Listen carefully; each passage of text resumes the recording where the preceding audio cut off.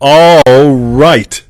Welcome to another exciting episode of the Feel It Real Fun Show. My name is Mr. 2020. Victoria is over there in the chair. I didn't know I was going to say that. But anyway, she's over there in the chair. And she's having one of those hair days. So, anyway. So I'm going to push some buttons. Don't share it in Perry's group. Good God. Sorry, buddy. Oh, no, let's not do that one either.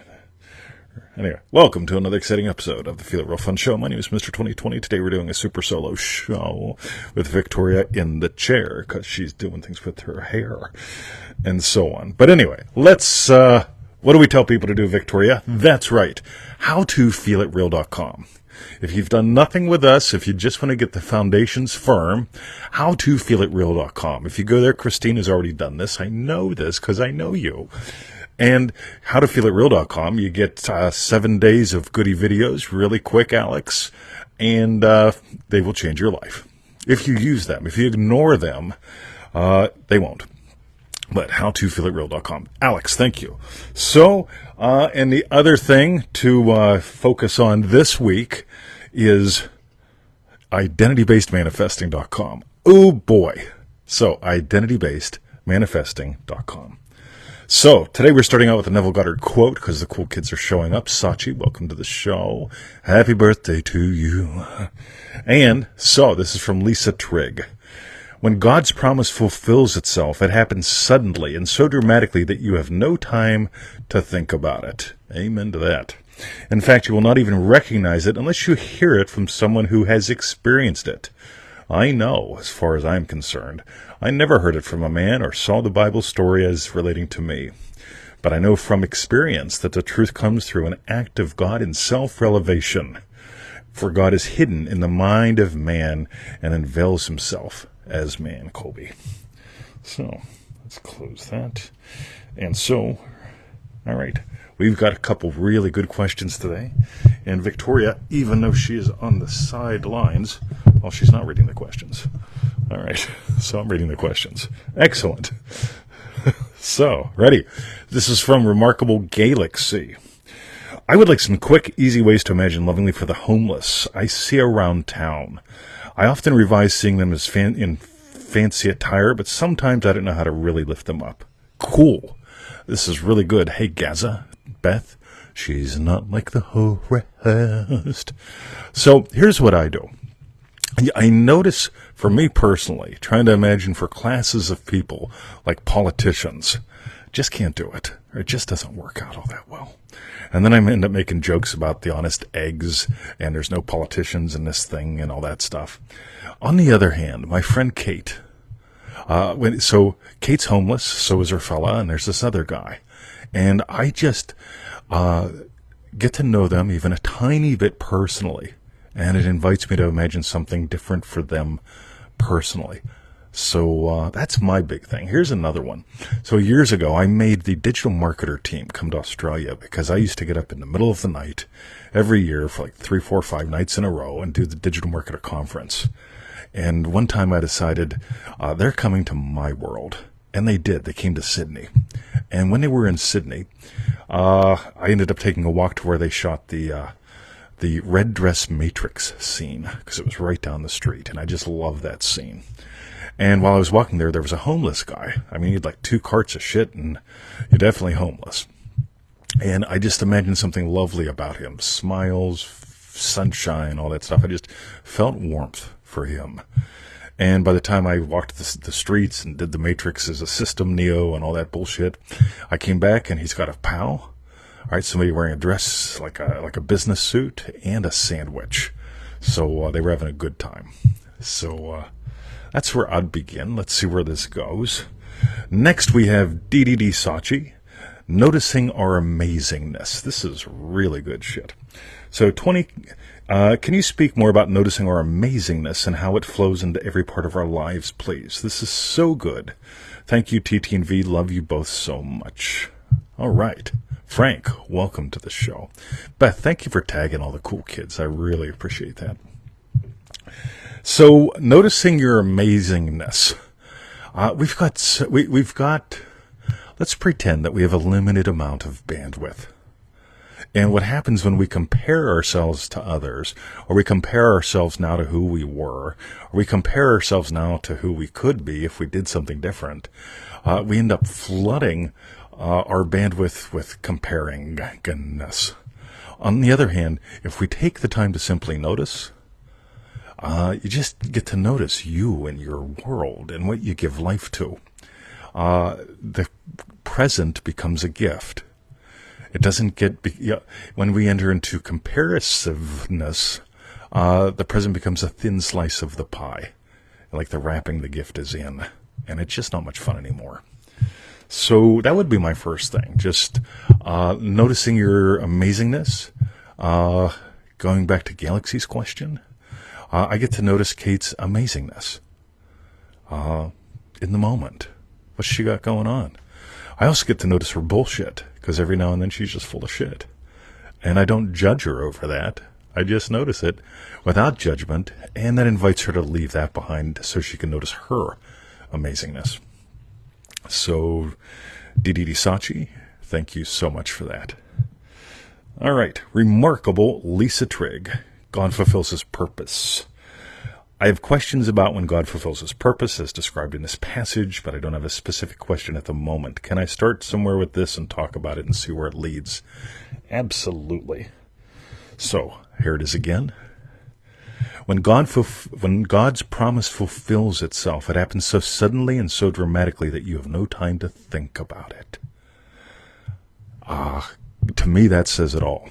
The only thought that I had when all that was going on was like, fuck, this is it. Like, I bet I'm having a stroke. How cool is that? I'm out of here. And I was, brought home, revealed. And there's the big thing.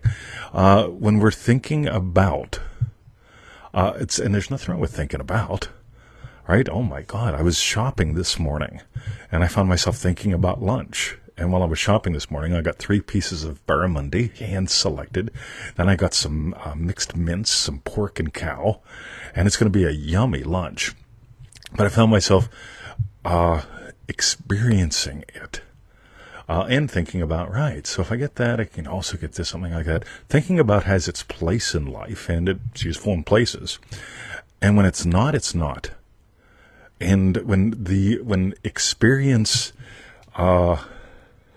When God's promise fulfills itself, it happens so suddenly and so dramatically that you have no time to think about it. As far as I'm concerned, this is about both the promise and the law. Because with the promise, there's no time to think about it. You know, you got, yeehaw, you're on an adventure ride. On the other hand, when you surrender to a wish fulfilled, you're not going to be in there thinking things through, thinking about having but what ifs and all that bullshit. There's no time for thinking. There's no space for it. So, Lisa Trigg, let me know. And finally, yes, it's going to be a really short show. Remarkable Lisa and LaRock, Exploring Destiny. Hello, TT and V. T.S. Eliot wrote, "We shall not cease from exploration. At the end of all our exploring will be to arrive where we started and know the place for the first time." Each of you were surely exploring. Victoria left the land of financials to be garden girl. Recently, you left Beamer boy, BMW owner, to become a Mercedes man. Neville says you can be anything you please if you will make the conception habitual. For any idea that excludes all others from the field of attention discharges an action. The ideas and moods to which you constantly return define the state to which you are fused. Please share what you recall exploring habitually and exclusively, excluding all others, which fuse to you and your desired states. Thank you, Lisa. To me, this is like marriage. So years ago, I had Kung Fu students, a fella and his lady, and they would come in and take Kung Fu classes every week. And one day, he called her his wife. And I said, well, when? He's like, when what? And I said, when did you get married?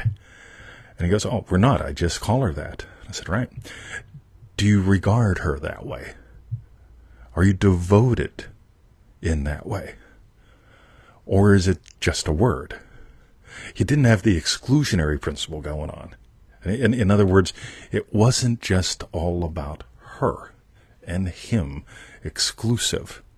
He was still entertaining options and legalities and potentialities and all kinds of things. He was a thinker, great guy, but he was not in the fully surrendered terrain. And so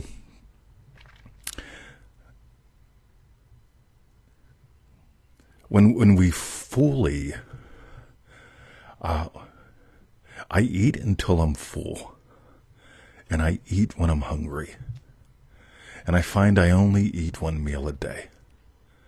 And some people say, how do you do that? And I tell them, I don't know.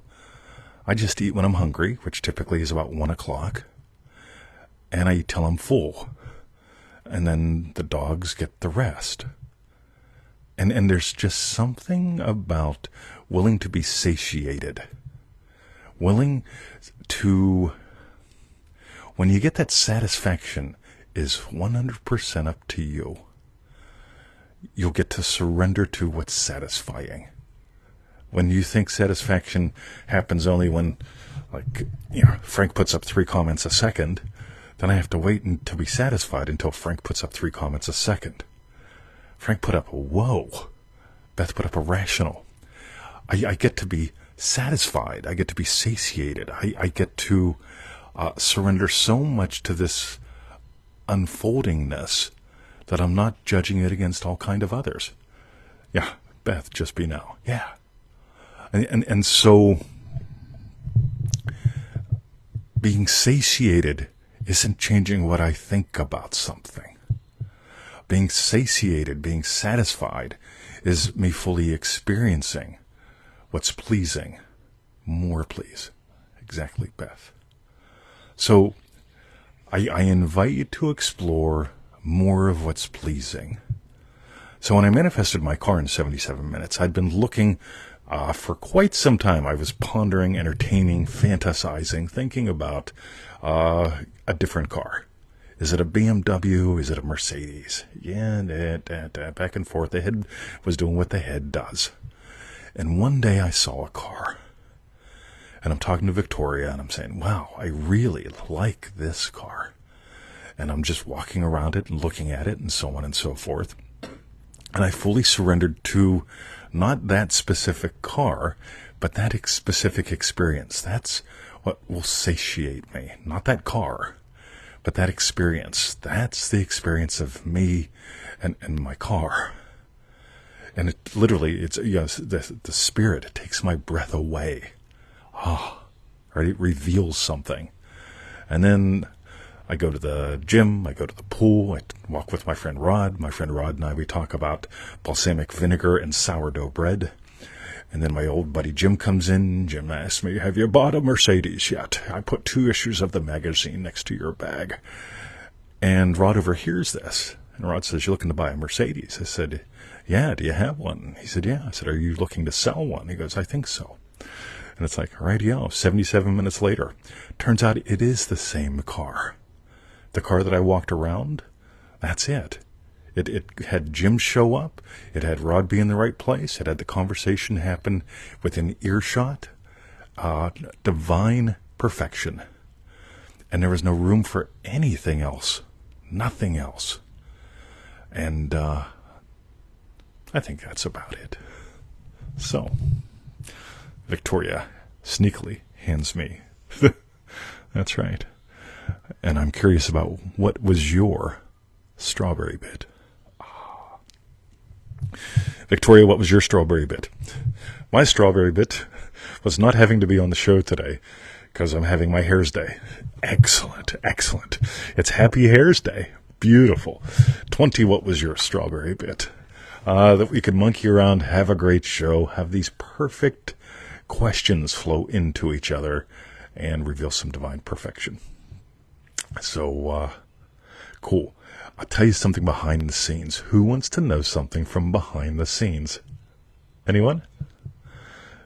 Anyone? Somebody type behind the scenes or yes. Anyone want to know something from behind the scenes? I love models. I'm not talking about like Fred said Fred, I'm too sexy, even though they're hot and they're fun, right? Models are funny people. I love them too.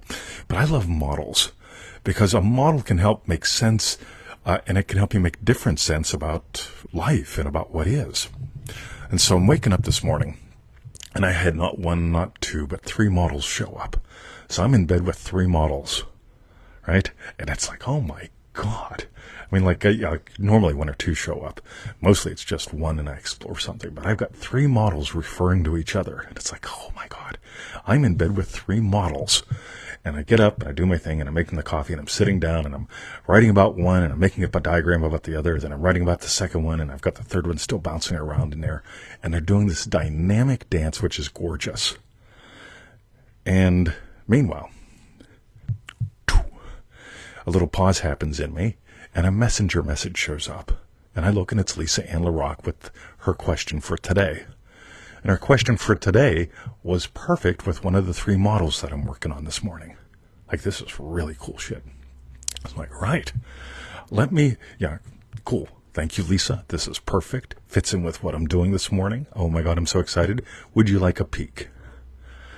Yeah. Yes. There it goes. And, God, I think it's beautiful. Shared it with Victoria, shared it with Lisa, exploring through some things, and it's just really cool shit. And this is how life can work.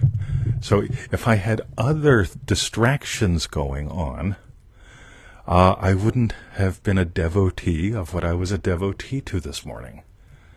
In other words, the 3 models consumed all of my attention. And the consummation of what happened there, beautiful. And that'll flow into future programming and programs and fun stuff. So that's what I got today. If you got gold today, howtofeelitreal.com. Go there, sign up for the freebies. You'll get the 7 lessons. You'll get the daily email till somebody dies. That's cool. Or you say no more. I hope you just dive into them and let them bless you. That's howtofeelitreal.com. And today's crass commercial, identity-based manifesting. Oh my God, good shit. Just absolutely good shit. If you've been struggling at all with trying to change things in your life or what you do, think of it this way. Your identity determines what you do. What you do, well, involves things. But if you try to change a couple steps downstream, it's just a little weird for most people. On the other hand, my 77-minute manifestation for my car, I didn't manifest a car. I fully found my identity. My identity as someone who's super satisfied, super satiated with, and it's like, God, that's the kind of car. That feels it. It's like when I eat a good piece of flesh that's been cooked on fire. Oh, just lovely. So that's what I got. Have a lovely day. My name is Mr. 2020, and Victoria is on special assignment. And isn't it funny that the dogs are absolutely quiet? Have a lovely day. See ya.